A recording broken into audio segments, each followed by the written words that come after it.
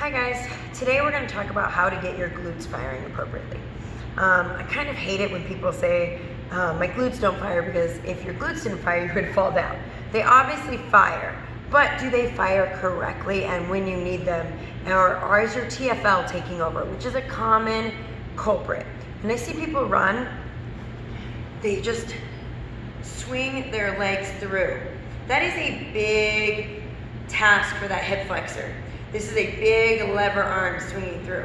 When you run, you really want to pull that heel through and then bring it up so that you're engaging the posterior chain, and the lever that your hip flexor has to pull through is not so great.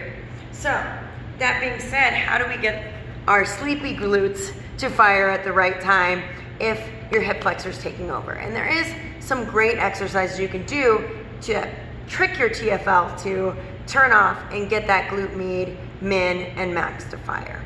And I'm going to bring you through 3 really good ones that are simple and easy to add into your strength training routine, and then you want to carry that over into your running form, keeping those hips forward and really focusing on that pull through as well to engage the full posterior chain and lower that level arm on the hip flexor and TFL.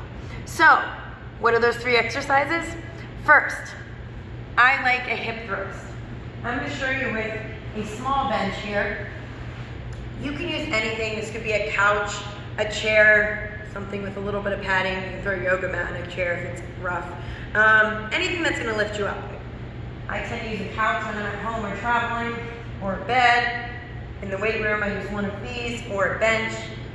But what you want to do is I'm going to place the edge of it on right below my scapula, which is your shoulder blades on my back. So right there, my elbows are not on.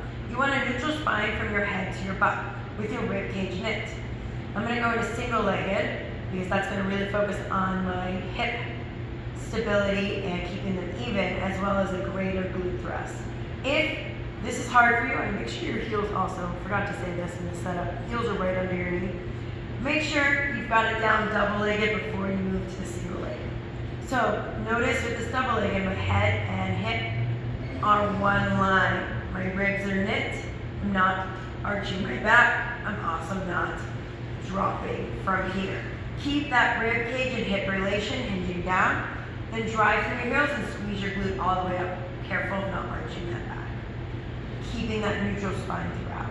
Drive your heels, squeeze that glute up. Once you've got that down, and you kind of add weight to that and the intermediate step, you're going to progress to single leg. Keeping your hips square in that rib cage relation. You're going to drop your hips, again keeping that neutral spine. Drive your heels, squeeze that glute all the way up. Back and forth. What I like about that move in particular is you're going to see that hip extension is from the glutes. You're going to feel that glute activation. You might find it hard to get that full extension.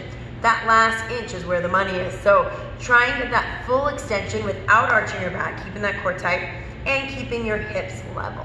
It's one of my favorite moves of all time. Next, I'm going to show you a monster walk glute activation exercise in Romanian deadlift position. So I'm going to grab a mini band, and I'm going to put it on the arches of my feet. Just like so. I'm going to go sideways so you can see my hinge. So Romanian deadlift is a hinge hip. So most times people do a monster walk in quarter squat, which is great. It's going to target the glute max more.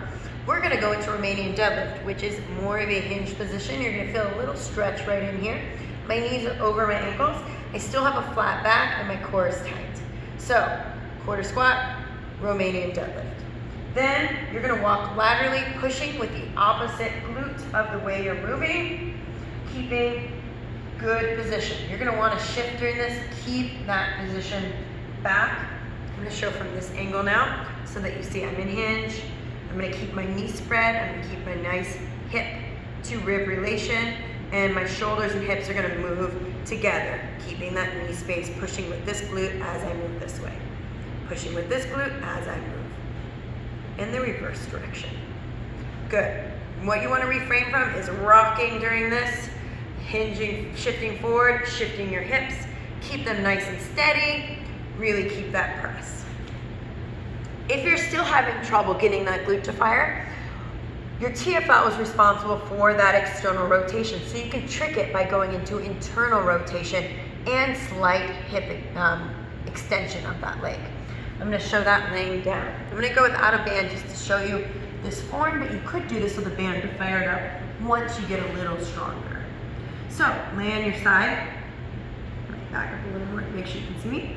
So I'm going to lay on my side. I'm going to get my hips all the way forward, hips, shoulders, rib cage, and then I'm going to bring my toe down towards the ground and behind me. So again, do not let your back arch when you bring that back. So keep that core engagement, keep that hip stick. Bring your legs slightly behind you and rotate that toe down into internal rotation to turn that TFL off. Then you're going to lift from the heel up and down. You can even put your forefingers on your hip bone and your thumb right on that glute med, and make sure you feel it firing. If you're feeling the front of your hip, be really careful that you haven't arched or rotated that toe up. You're going to press that heel back and up, keeping that core tight, keeping that toe pointed towards the ground. And that can really help get that firing and turn that TFL off. If you want to advance this, you can go onto your forearm. This one's actually pretty intense. And you're going to go into a modified side plank. So straight leg here. So bent knee on the bottom leg and come up into this position. So this is a nice side plank, right? Now I want you to bring that bottom leg in a few inches to make a straight line right at the top. Again, my hips are still fully forward, shoulders are back, my elbows right under my shoulder. Be careful it gets too far in front, make sure it's right under, squeeze those hips forward. Again, I'm gonna bring my foot back a little, point my toe down, and I'm gonna lift up from here. So not only am I gonna get this one engaged, this bottom glute is going to be on fire. And then I'm gonna pause up after doing like 10 of those and do some little circles here in both directions, pushing back with my heel, keeping my hips stacked and my hips forward and my core tight. You can add a mini band to make that extra hard, but that's hard enough. So I hope you enjoyed those. They're a great way to get those glutes firing and to turn off that TFL if you're a little overactive on your TFL, which if you have a tendency to swing your leg through, you're probably using your TFL more than your glutes. So getting those glutes firing appropriately and turning off that hip flexor could be the answer to improving your running form and running economy, and also injury prevention and giving a break for your hip flexors. So thanks for joining me today, and try these out and let me know how it goes. Bye guys.